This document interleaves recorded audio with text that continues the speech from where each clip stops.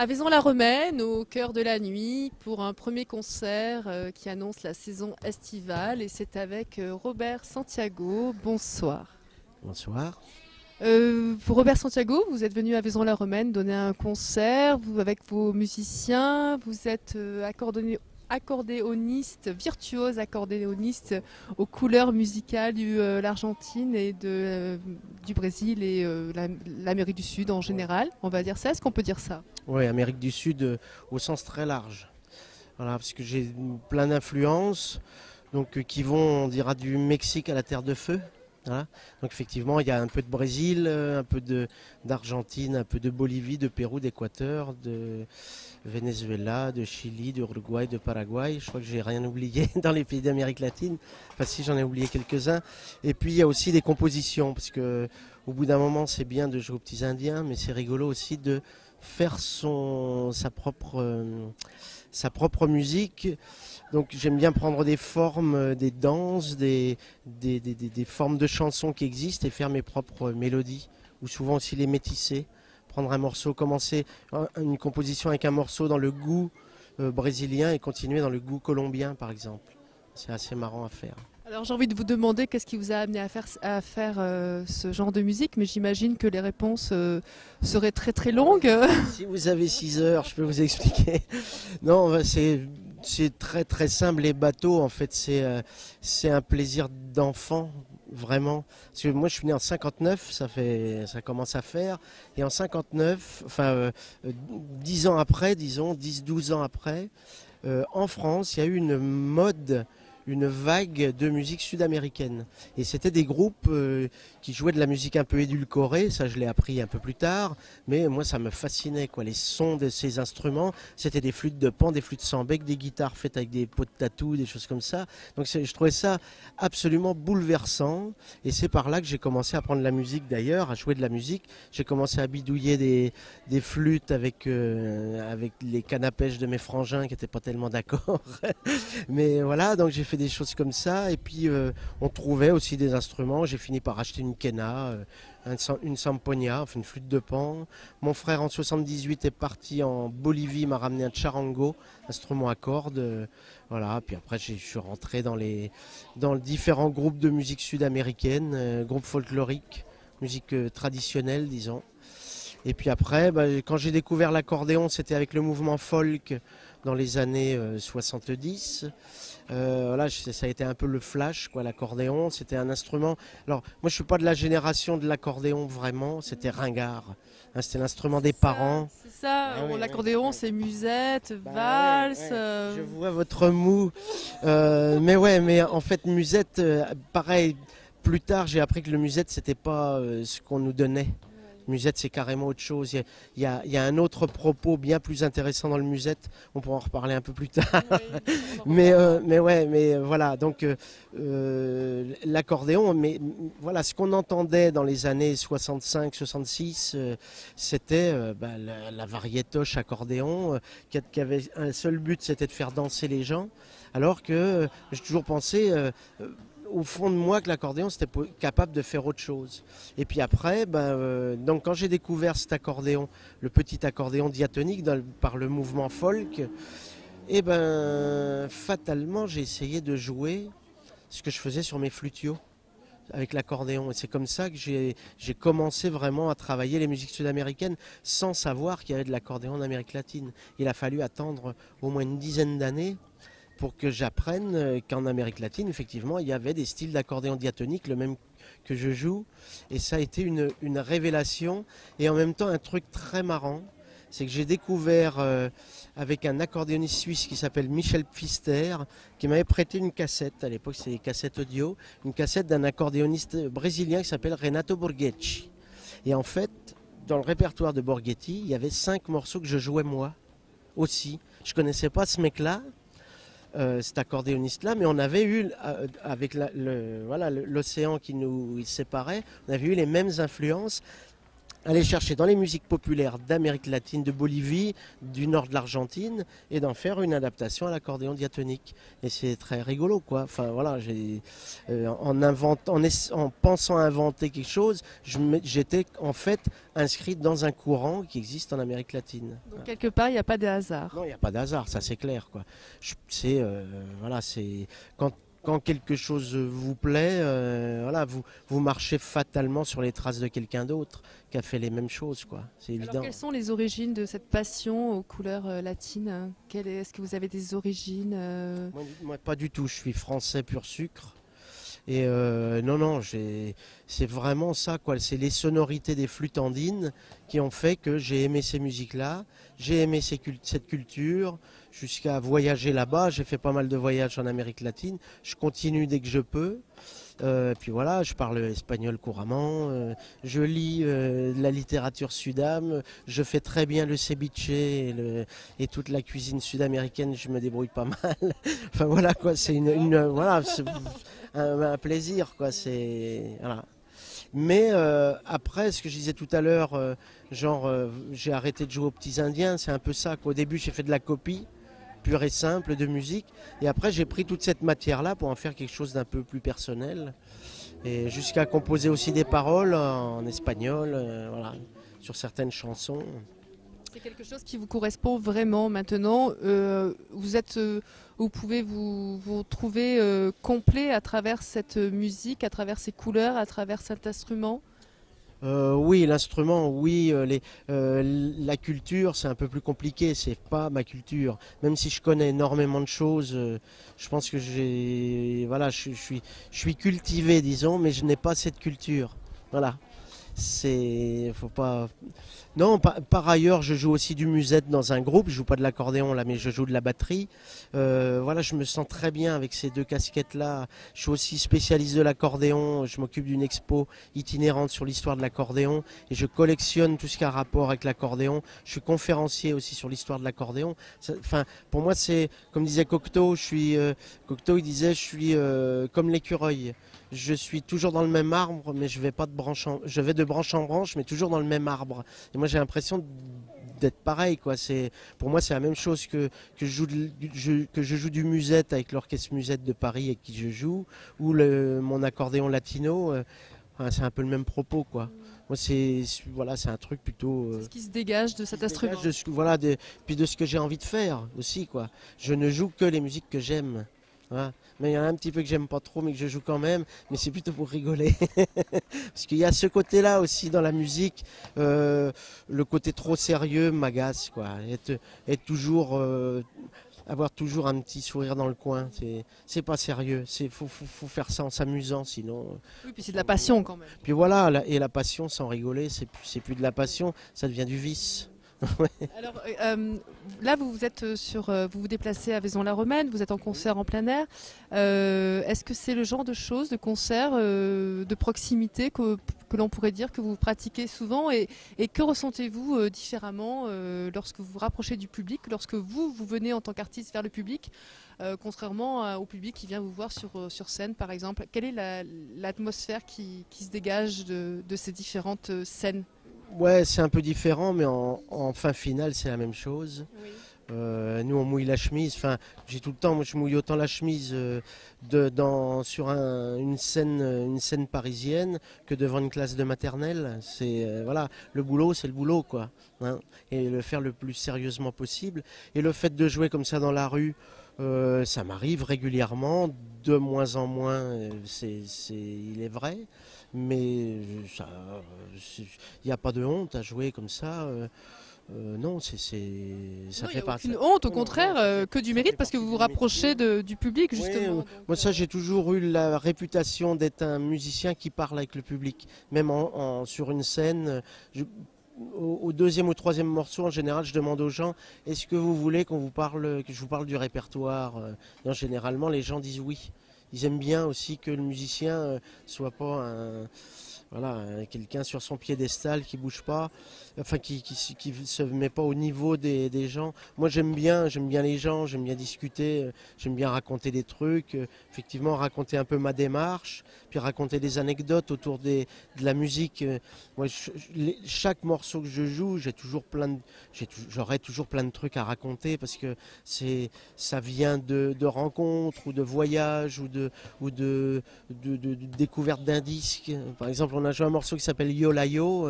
Yo-La-Yo, je le joue. J'adore ce morceau-là parce que je l'ai trouvé sur un vieux 45 tours pourri aux puces à Paris. Un 45 tours où il n'y avait rien dessus. L'étiquette était effacée.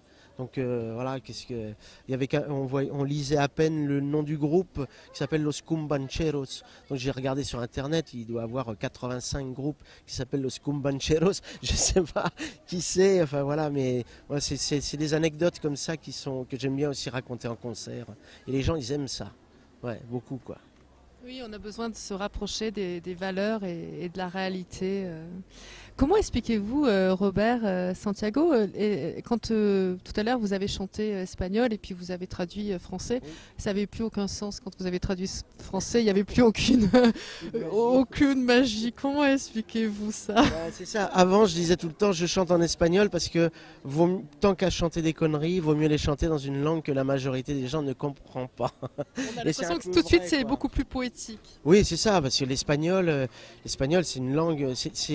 Moi, j'écris beaucoup les poèmes et tout ça, les chansons. J'adore écrire en espagnol. Ça, en français, ça me prend un temps considérable. Ou alors, c'est du premier jet, et c'est bon tout de suite. Mais retravailler des textes en français, c'est très compliqué. Je sais pas faire, quoi. Mais en espagnol, moi, ça me vient assez facilement, quoi. Et c'est une langue qui sonne. Ouais, on peut chanter le bottin en espagnol sans problème, quoi. Ah, Ça va avec la musique. Ah ouais, ouais, en plus, oui, oui, oui.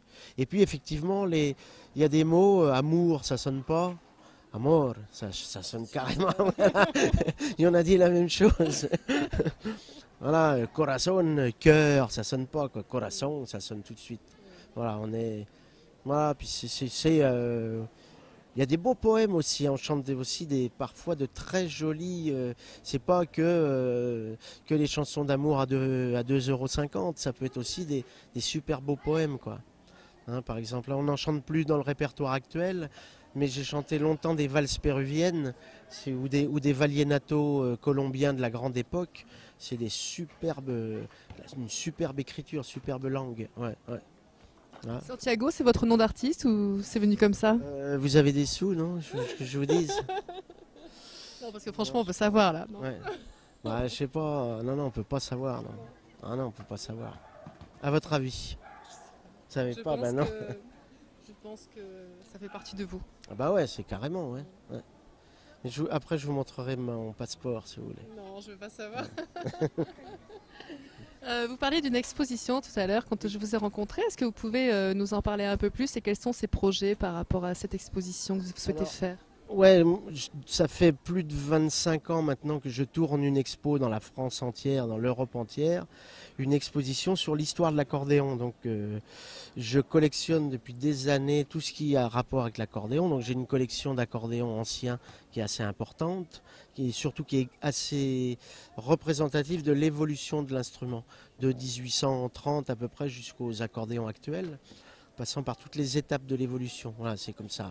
J'ai essayé de faire une collection qui représente toute cette évolution-là. Donc des accordéons primitifs parisiens de l'époque de Louis-Philippe, jusqu'aux accordéons actuels, en passant par les accordéons allemands, vendus par catalogue, voilà, fabriqués en usine, les accordéons diatoniques, mixtes, les chromatiques touche-bouton, touche-piano, bandoneon, concertina, accordéon de concert, j'ai des accordéons belges magnifiques. J'ai rentré récemment un accordéon suisse qu'on appelle un Schwitzois, un accordéon Schwitzois, splendide pièce, voilà quoi.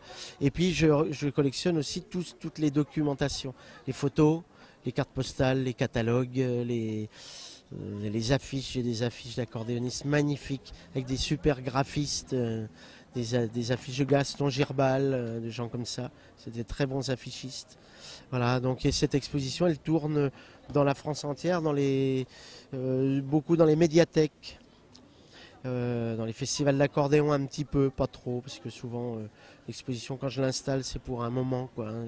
J'aime bien que les gens viennent voir aussi. Et en plus j'aime bien travailler dans les lieux culturels pour prouver vraiment que l'accordéon c'est pas que les noces et banquets, c'est aussi objet de notre culture. Voilà. Même si on décrit un peu l'instrument.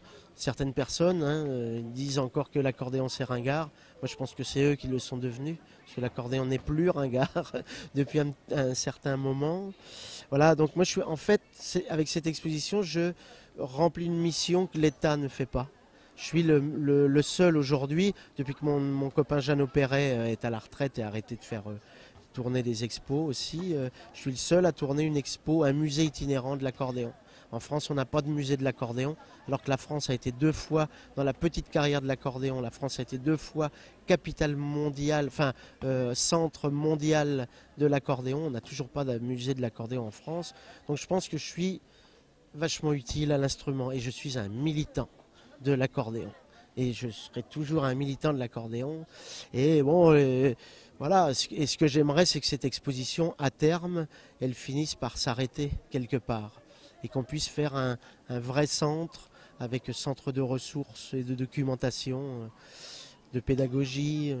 Alors voilà, justement, on parle de pédagogie, donc ça veut dire que quand vous exposez dans des médiathèques, vous touchez aussi un public néophyte mais jeune. Est-ce que c'est aussi pour partager dans ces différentes futures générations cet accordéon qui risque peut-être de se perdre si on le transmet pas de génération en génération? Ouais, je pense que l'accordéon, il n'est pas mort, hein. C'est loin de là d'ailleurs. L'instrument a beaucoup changé il y a une quinzaine, une vingtaine d'années. L'image de l'instrument a beaucoup changé, hein. Ce qui était un peu dévolu aux musettes, c'est un peu fini. Il y a eu plusieurs musiciens, plusieurs collectifs de musiciens, plusieurs collectionneurs. Enfin, c'est vrai, mais franchement, je m'inscris dans le renouveau et dans le changement d'image de l'instrument au niveau national. Hein. Je suis un de ceux, avec Jeannot Perret, avec d'autres, avec Philippe Crum, avec des gens comme ça, à avoir déplacé l'accordéon de la salle de bal au lieu culturel. Et je trouve que c'est important. Mais bon, après, c'est les politiques, c'est toujours pareil. Il faudrait que les politiques comprennent que cet instrument, c'est nos racines, ça fait partie de notre patrimoine et qu'il faudrait peut-être le préserver. Et puis il faudrait peut-être faire des recherches scientifiques sur l'instrument. Il n'y en a pas. Les Français sont très forts sur la musique de l'Inde, par exemple. Et la musique carnatique, les plus grands chercheurs, c'est les Français. Mais essayer de trouver un chercheur sur l'histoire du musette, les Japonais, ils sont costauds, mais pas les Français, quoi. C'est un peu dommage, je trouve.